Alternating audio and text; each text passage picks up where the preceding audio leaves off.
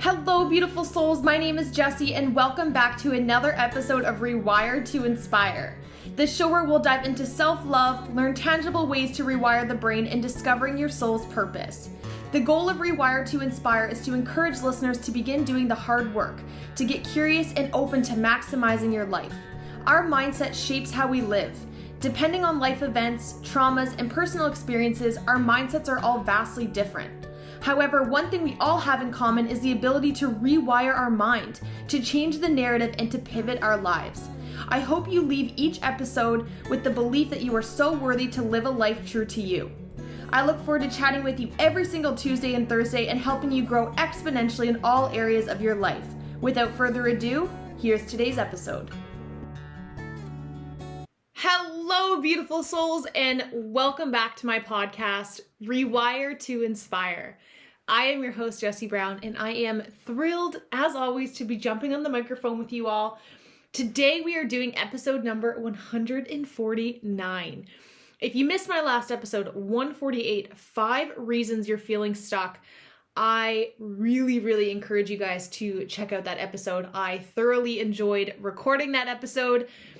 They were all benchmarks and things that I had realized in hindsight of why I personally was feeling stuck. And so if any way, shape, or form a part of your life feels resistance, you feel stuck, you feel blocked, I definitely encourage you to check out that episode, do some reflection, and see how you can begin to pivot your life.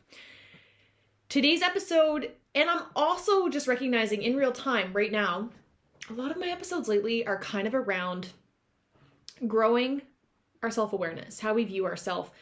Because I truly believe that if we do not view ourselves accurately, we will never be able to show up accurately. And so what I mean by that is if you have self-identified yourself as someone who is less than, who is incapable, who is not smart, not worthy, whatever, you aren't going to take the necessary actions that you need to take to change that script for yourself, to change the trajectory of your life. But I also realize in hindsight that all these narratives in which we carry about ourselves, we carry for a reason. And we have to ask ourselves, are we willing to go back in our life and get curious for ourselves of where they came from, how they've served us at one part of our life or another, but are they most optimal for the life that you have aspiring in your mind and the life that you would like to live in the future? And so today's episode is really in tandem with that. And today I want to talk about if you're owning what you're good at. If I even said to you, hey, what would you say you're really good at? I'm curious to know if you would have an instinct response, if you would physiologically kind of draw back, if you would have certain things that you would just hammer off, if they are things that maybe somebody else has self-assigned to you and so that's how the belief was formed, or if it's something that you actually believe about yourself. And I've been recognizing this last week specifically has been a huge week of mirrors for me. And what I mean by that is I have been turning within and I have been asking myself and contemplating a lot of hard questions. I've been doing a lot of energy work, a lot of healing, and reflecting on my life and getting honest with myself if the path I'm on is the path that is truly fully in alignment for me, or if it was at one point in time, but maybe it's shifted. And I recognized that a huge part of why I was on that trajectory is because I wasn't owning what I was good at. I had self-assigned things to myself that other people had kind of pushed onto me because they believed that I would be good at it. And in some ways, in hindsight, yes, we can be really good at different things, but then we also have to ask ourselves, are we not doing the things that we truly feel we're good at because we've made up excuses like we don't have time, oh, they don't pay the bills, whatever it is, insert excuse here. But the thing is if you are living your whole life not owning and celebrating and leaning into the things that you're good at, there's always going to be a part of you that feels undervalidated. There's always going to be a part of you that feels like it's missing. And I feel like this has been huge for me lately. And so a lot of this, I truly believe, comes down to comparison. And comparison, as I've talked about many times on this podcast, it is a part of us as human species by design, right? And it can be really helpful in inspiring us and giving us ideas and opening our curiosity, motivating us, right? But when you compare so much to other people that you forget about your own unique abilities, more damage can begin to happen than good. And so, as somebody personally who is very hypercritical on myself, I am constantly benchmarking myself up against the best. If I am curious about an area of life, for example, recently, speaking has been a big thing for me. My natural tendency is to then go figure out who are the best speakers in the world, and I compare myself to them. Now, I truly believe, and this is not to sound like I have my shit figured out, because I don't, but my awareness is high enough to know that they only got there through repetition. They weren't born phenomenal speakers. They had to work their way there. And so I think that I'm pretty good in the way that when I compare myself, I also know that they have more reps than me, they have time on me, they have age on me, like all these things. However, when we constantly benchmark ourselves up against other people, it's really easy to lose sight of what we're really good at, especially if you're somebody who kind of takes a step backwards when you're around other people and you're not really owning who you are. It's really easy to holistically forget about the things that you're really good at. And when that happens, really all we're doing is hurting ourselves. Even in talking about this subject, there's a part of me feeling pulled to say in real time, I think there's a part of us that feels selfish, we feel imposter, we feel cocky, maybe is another word coming up, when we own the things that we're good at. And for some reason, society tells us like, yeah, own your shit, own what you're good at, but like, don't go too far. Don't make other people feel uncomfortable. Don't make other people feel less than. And so I think we've all learned to kind of minimize ourselves, to shrink ourselves, to lessen ourselves, which I just want to say does the square root of nothing. It does absolutely nothing. And it causes us to have this misskewed perception of ourselves and not allowing ourselves to own and celebrate the things that you are really, really, really good at. And the thing is if we don't lean into that, we can't get better at them. If we don't trust it, we can't improve on it. And so it's really just so many wasted talents. In The Top 5 Regrets of the Dying, it's a book. One of the first things that is talked about is I didn't live a life true to myself. If you're not owning what you're good at, you're not living a life true to yourself. That is the number one regret of people when they were on their deathbed is I wish I had lived a life true to myself. I want you to just take a moment and see how that lands for you. I know obviously it's a redundant, hard question to ask yourself, but if you were on your deathbed right now, what would be your number one regret? What would come up for you? Likely for so many of us, it's the shoulda, coulda, wouldas. I wish I would have done something. Right? I wish I would have taken that leap of faith. I wish I would have believed in myself more. I wish I would have just tried and seen what happened. But what if I'm here to tell you that you don't have to wait to be on your deathbed to do that? You have that choice every single day when you wake up. And I want to be that reminder for you today that it's not too late. And I do truly believe it starts with owning what you're good at. It starts with being curious. And even if you can't identify something right away, there is something that you are better at than other people. And vice versa. And we would all be naive to think that that isn't true. Yes, there's always going to be people ahead of us, but the same rings true in reverse, that there's always going to be people behind us. If you do not accurately assign that to yourself, you're almost always going to feel like crap about yourself. You're always going to shrink your value. Your vibe is going to be lower as a byproduct of that. And I also just think it's the most beautiful thing in the world when people are owning their uniqueness. Someone had asked me a question a couple of months ago. I can't remember what it was. Something like, what is your favorite thing to witness? I can't remember. I was going back and forth on a team huddle. And I remember my mind just went to, I love seeing people in like their truest self. Like when they are just owning who they are in that light, in flow, you can see that they are just glowing. That is my favorite thing to witness. And that feeling is contagious.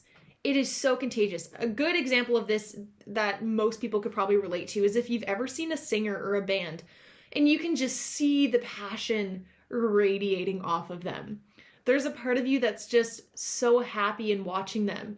That's because they're operating at a very high vibration. When we own and we celebrate and we lean into those parts of us that we know we're really good at, we can see that in each other. Yet we have such a hard time thinking that that's okay to do for ourselves.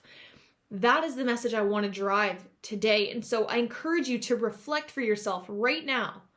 If somebody asked you, what are your strengths?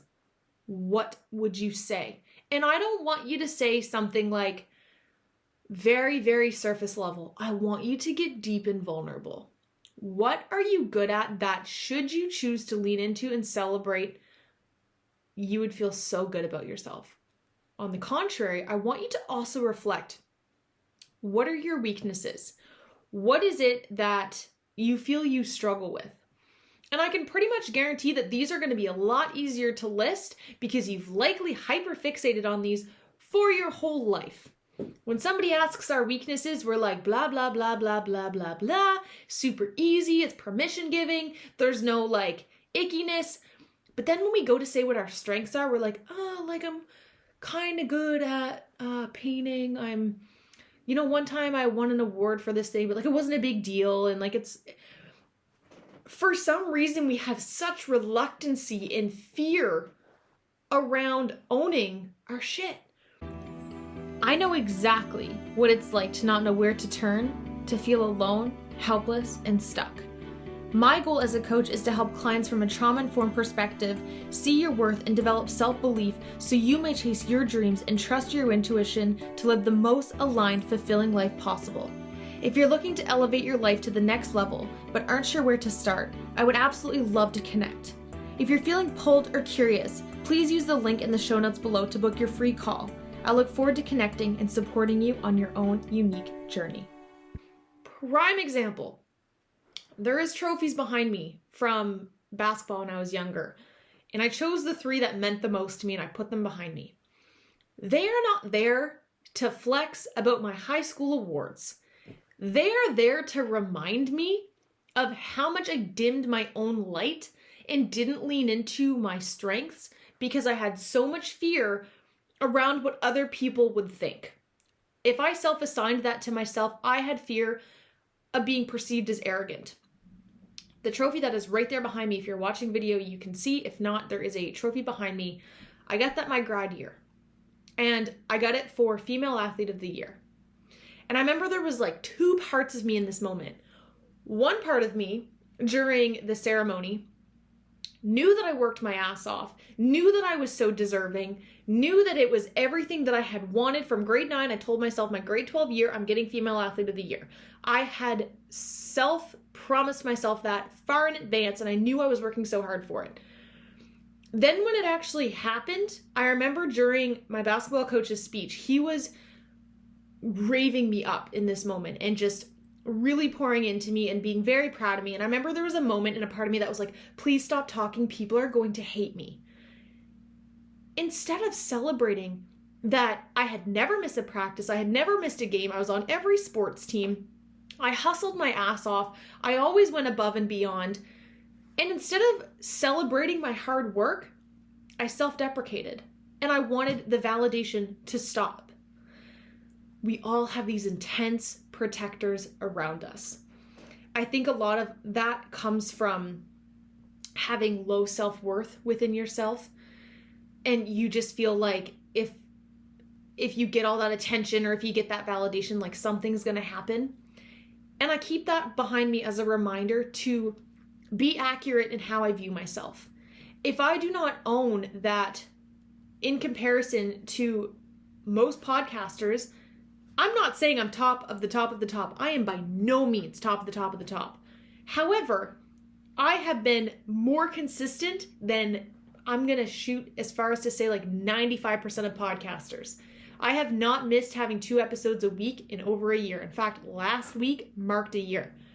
That is more rare than people realize. But if I don't self-assign that to myself, I can't celebrate and own and have a feel-good moment to keep going. There's areas in your life, my beautiful friend listening, that you are not owning as being good at. You are not owning how uniquely good you are at that thing. And guess what? That is serving nobody. That is not serving you in any way, shape, or form. By dimming your light, in fact, all you're doing is hurting yourself. Here's the thing. If you own what you're good at, and it pushes people away, it intimidates people, makes people think certain things, whatever, they're not your damn people. I had to learn that lesson the hard way. There are so many people that aren't in my life anymore because when I started owning my truth and owning what I'm good at and leaning into that, I unfortunately got a lot of lash out. People didn't like it. Here's the thing. That's not my problem. And I don't say any of this to sound rude or to sound entitled in any way, shape, or form, but I need to lead by example because I would have been the first to... I never would have self-assigned or said what I just said about being a podcaster a couple months ago. This is very new for me. But I'm also recognizing if I do not lead by example and give people permission to lean into that, I'm not going to be a very effective leader. I think so much of it is because it's internal beliefs that we have from when we're younger. And until we learn to trust that it's okay and in fact needed for more of us to lean into our truth, imagine if you had everybody around you that leaned into what they were good at and they celebrated that and then you celebrated them and then the same happened for you when it was your turn. You would feel so much more permission to do so. But the thing is because so many folks around us aren't, we don't feel like we have the space or capacity or ability to do the same thing. So I want you to leave here and I want you to start to self-assign what it is that you are good at. I had so many things written down for today's episode, and I'm choosing to kind of start to step away from writing things down. I'm going to flip the page here. It might be a little loud. Because I truly believe a lot of me writing stuff down has served me as a protector, right? It's been there to help me, to guide me. And yes, it's been useful. But I really, really want my podcast to switch from that and to just come from my heart and my experiences. And I have felt a shift personally in how I've showed up to the microphone in the last couple of months. And I want to continue to lean into that because I am shifting and growing in more ways than I can explain. And all I want to do is to be able to echo that in a way that helps you guys do the same thing. Because listen, and this is me accurately self-assigning, I am not better than you. I am not ahead of you. I am nothing more than you. But what I am is I am consistent. I am disciplined. I show up. That's what's going to set the difference. If you want to own something, you also have to have the merit and the work behind it. If you want to lean in and own the things that you're good at and be able to celebrate them, you also have to show your mind and your brain that you are matching those beliefs. The only way that we can really start to self-assign is through action. We cannot form an identity around something and believe something if there's not enough merit and evidence for our brain to believe so, to self-identify. And so the only way that I've been able to say that I'm a podcaster and I'm consistent and I am disciplined is because I've had to be consistent. I've had to be disciplined.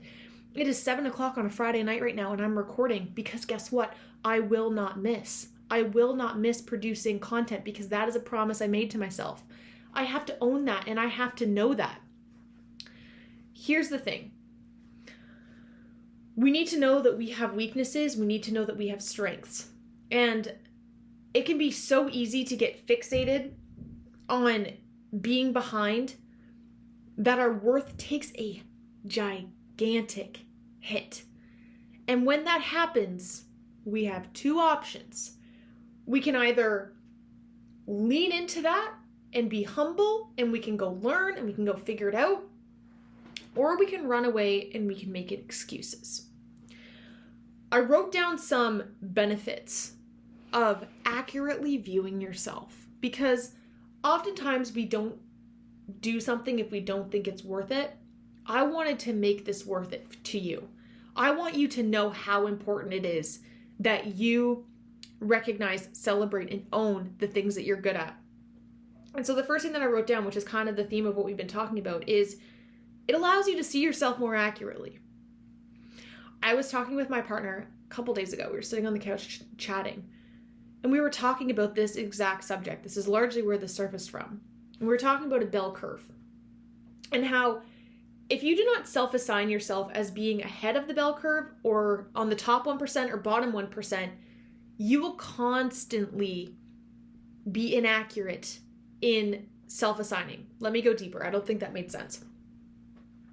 For example, if I walk into a room with 10 people and none of them are speakers, none of them are podcasters, it would be naive and hurtful for me to lump myself in the same category, thinking I'm at the same level. And again, I understand all of this sounds so cocky, so selfish, so narcissistic. And that's the problem. Even talking about it feels icky. And I'm not saying you need to walk in a room all macho and say, I'm better than you, blah, blah, blah. No. But if we don't own our shit and own what we're good at, first of all, we'll never grow because we'll always dim our light. Other people will then begin to view you inaccurately because if you are not self-assigning, they are definitely not going to self-assign. And so just theoretically, we're talking about this walking in a room, 10 people, and accurately viewing yourself of where you're at and owning that. But then in reverse, you also need to know when you are the bottom 1%. When there's people around you that are ahead of you, are you viewing yourself accurately, having enough humility and vulnerability to say, hey, this is not my genius zone. I do not have reps here. This is my time to listen and not speak. Imagine how much we could learn from each other if we honed in on that. If we leaned into what other people's strengths are, what our strengths are, and we celebrated that and we learned from each other instead of constantly having these egos, butting heads, trying to be the best all the time. So this is clearly a subject that I am very passionate about because most of my life has been spent viewing myself inaccurately. I lessen my potential to a detriment. This is shifting big time. Again, the last 3 weeks have been largely focusing on harmonizing my thoughts and where I'm at and getting them to synergize together because I realized this was a huge blind spot for me that was blocking me in many, many, many ways. And I guarantee you there's blind spots in your life that you have not self-identified, you are not celebrating, and you have not leaned into. You need to find them, discover them, and trust that they are yours and uniquely yours for a reason and that they serve a purpose. It serves a purpose not only to you, but to those around you for you to own that. I truly believe we each have a responsibility to improve that relationship with ourselves, to get better at that, because it doesn't serve anybody if we lessen and we're quiet and we're not curious and explorative in that way. So viewing yourself more accurately. Second thing is you feel less imposter. So this comes back to kind of that analogy with walking in a room. I truly believe imposter is when you feel like you're not worthy of what it is that is happening for you. So this happened to me a lot in the beginning of coaching, roughly 8 months ago when I started. I had so much imposter, and I think that also just comes from not having reps, not having done it before, not having experienced it before. Of course, you're going to feel imposter syndrome if you've never done something before.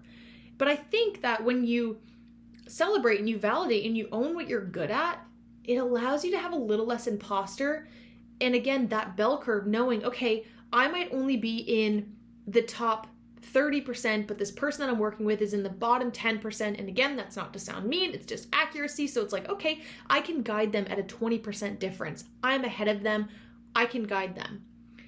If we don't do that and we don't self-assign and we just benchmark ourselves up the same as everybody else, that imposter is going to be so loud because we're going to put ourselves on the same level. We can't do that. It's inaccurate. And I know that we're not wired to think this way. And this isn't a way that I carry myself every single day by any stretch of the imagination. This is me behind the scenes so I can master my craft and I can guide effectively and I can podcast and speak and write and do all those things effectively. And none of this is usually verbal. But I think that it's important that we make it verbal so that you guys have the permission to do the same thing. And then kind of the last ones that I wrote down that all synergize together in a very beautiful way is you're more likely to try. If you've kind of self-assigned that you're good at something, you're more likely to try and fail and to get new awareness. But if you try something new and you fail at it, oftentimes it can be really hurtful and we'll shut down and we'll take a step back. But if you've already predetermined that you're kind of ahead of, the vast majority of people, you have reps in it, you're pretty good at it, you're more willing to take risks and to try and fail and to see what happens. And then the last thing I had wrote down is you'll feel more empowered. Oh my God, that's like the biggest one out of all of those. You'll feel empowered. One of the most beautiful feelings that I truly believe exists is enlightenment, joy, and empowerment. Think of a time where you felt empowered, you felt good, you owned who you were comfortable in your being, you were comfortable with what you were doing, you were kind of feeling yourself a little bit. Best feeling in the whole world. Best feeling in the whole world. How can you begin to give yourself little ounces of that? Again, we don't want to be in that headspace all the time. That's when ego comes in. That's when we can overswing the pendulum. We need to stay at 5. We need to stay centered. But we have to lean into that a little bit of knowing where we fall so that we're able to show up accurately and accordingly. So that's really all I had about today's episode, you guys, is the main message I want you to leave with is, are you validating the things that you're good at? Are you owning them? Are you self-identifying them to yourself? Are you trusting them? Do you trust that it's possible for you to be good at those things? And whatever it is that surfaced for you, it surfaced for a reason. I encourage you to work on your relationship with them. And if nothing comes up, there is something. I promise you that there is something. Sometimes it's helpful to ask those around us if we can't think of anything, like, hey, what do you think I'm really good at? And I guarantee you, those around you that love and support you will have so many things, so many beautiful things to say about you. But it's a matter of making it personal and putting that in your own consciousness and in your own verbiage and self-assigning that to yourself. So, you guys, all the love. Thank you guys so much for tuning into today's episode. Happy August. I hope your month is off to a phenomenal start. I'm still processing the fact that it's August. The heck? I don't know. As much as I love fall and I'm really excited, I'm also like, we need to pump the brakes a little bit because summer do be moseying a little too quickly for my liking. But anyways, you guys, so excited. I hope you all have an amazing rest of your day, and I look forward to chatting with you all on Thursday for episode 150. We're hitting a milestone. I'm so excited. So I look forward to seeing you there. All the love. Chat with you soon. Bye, you guys. Thank you all so much for tuning into today's episode of Rewire to Inspire. I absolutely love connecting with you all, so make sure you're following me on Instagram. I am at Jessie Brown 13. If you enjoyed today's episode, please feel free to leave a review or share with someone you think would enjoy. I look forward to chatting with you all next episode. And remember, get out of your head and into your heart.